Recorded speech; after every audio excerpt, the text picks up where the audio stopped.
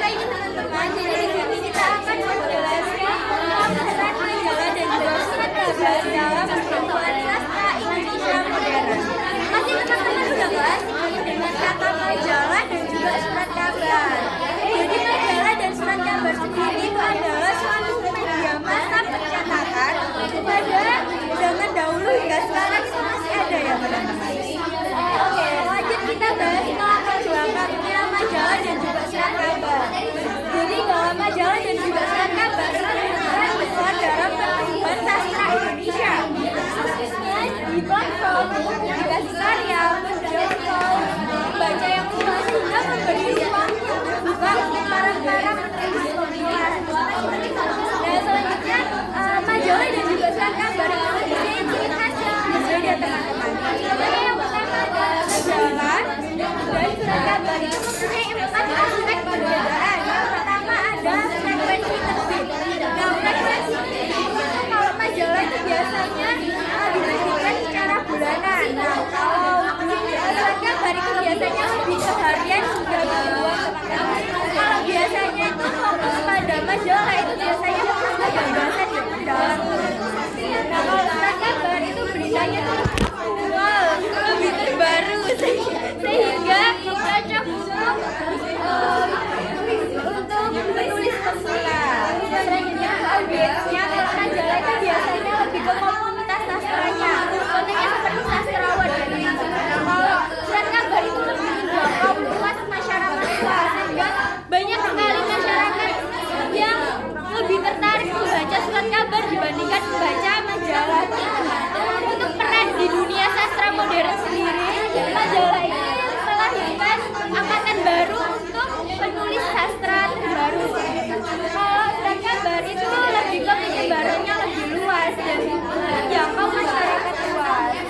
Selanjutnya tokoh penting dalam dunia majalah dan juga surat kabar yaitu ada 3. Pasti teman-teman gak asing teman-teman. Soalnya ini semua itu adalah sastrawan yang sudah terkenal hingga mendunia teman-teman.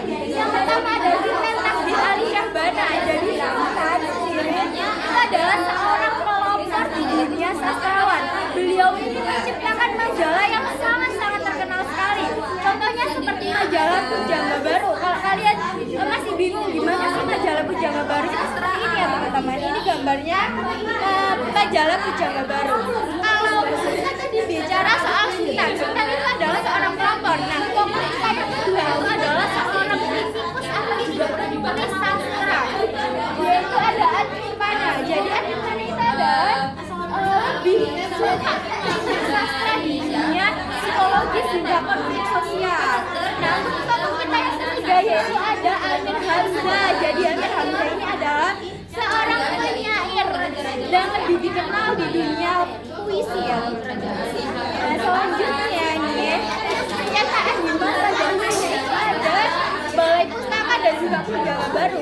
Bukan berarti tidak ada media selain dua ini ya teman-teman. Masih banyak sebenarnya. Cuma yang paling populer di era zaman dahulu itu ada 2. Yang pertama ada Balai Pustaka dan yang kedua ada Pujangga Baru. Dan Balai Pustaka ini terbit pada tahun 1917 di Hindia Belanda.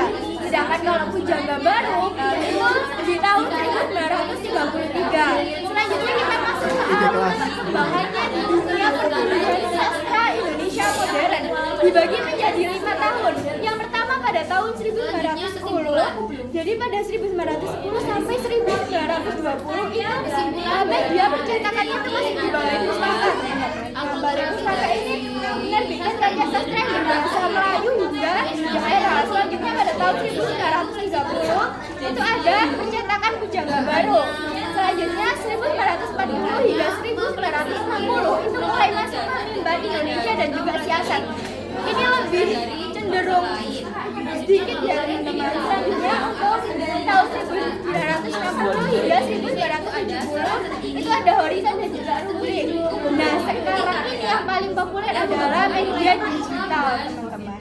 Selanjutnya saya ada beberapa contoh majalah dan juga surat kabar. Yang pertama ada majalah Pujangga Baru yang diciptakan oleh Sinten Takdir Ali Syahbana.